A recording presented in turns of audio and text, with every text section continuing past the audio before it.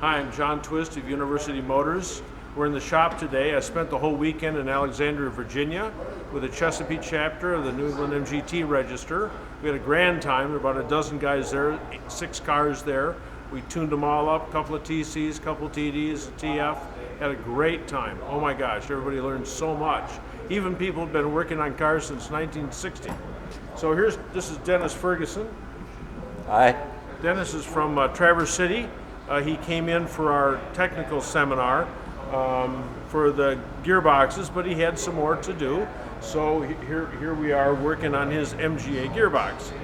Interesting, 8,000 miles ago, oh, I forgot to say, Dennis already has a video on YouTube, but it's about DKWs. Anyway, we're into England here, not Germany. So 8,000 miles ago, Dennis changed the gears, the lay gear and the first gear on his gearbox. But over the ensuing 8,000 miles, it's picked up this habit of walking out of first gear. Now, T-types have a first gear walk. All of them do.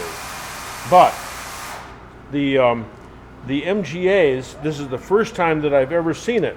And Eli's going to come down tight here, and we're going to try to take a look and see how this is done. But if you'll take a look at these teeth here, this is pretty difficult to see, but if you look at the bottom of each tooth here, it's nice and straight, but the top of the tooth out at this end rounds off.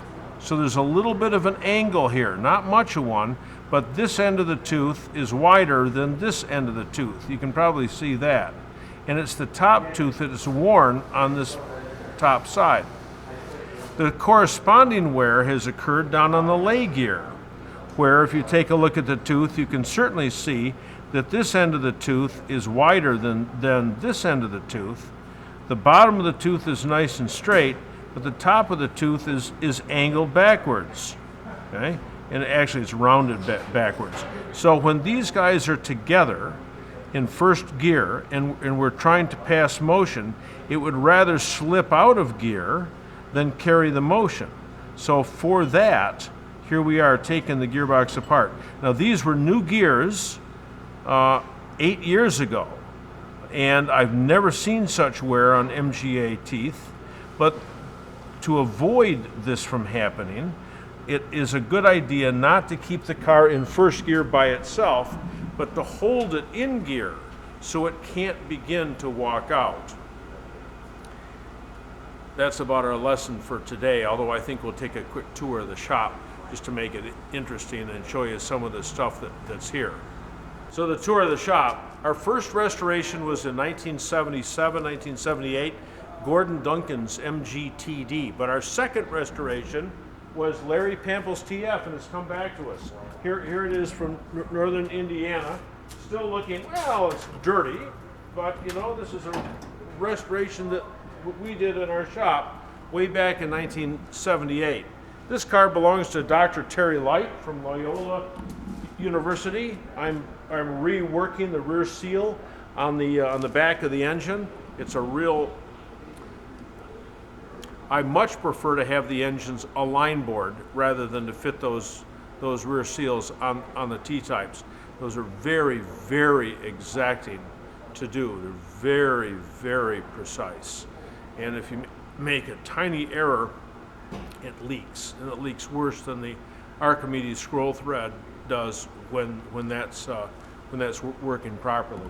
What else do we have in the shop today? We got Dave Teeter's 1975 MGB, and for that we did an under bonnet restoration. But while it was apart, we fixed the overdrive gears. You don't need to be an engineer to know that there's some horrible problem with the pinion gear here. So anyway, bad news. Then here we got Colonel Randolph's 51 TD that he bought new in Tokyo. And we have Fred Macraz's MGA 1500 with an 1800 engine. The once I'm done with a tune ought to run really well. And this is Steve Hook's MGTF from Chicago. He's just purchased it. Kurt's going through it for a couple of days here, trying to get as much stuff as we can back to as original as we can. Over here we got Jerry Vitarelli's MGA from the Washington, D.C. area. We just got done doing frame repair and floorboards and so forth on it. And outside everybody's clustered around the car, but I'm not sure why. What's the scoop of the B out here? What's this? A crack in some body work that we've never seen before. So maybe we'll try to get that sorted out. If you're after Hershey ice cream in Grand Rapids, be sure to come out to 52nd Street. 52nd and East Paris.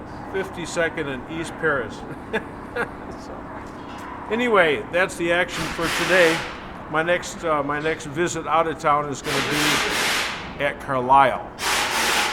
So plan to come to the import show at Carlisle. We'll have a real good time. See ya.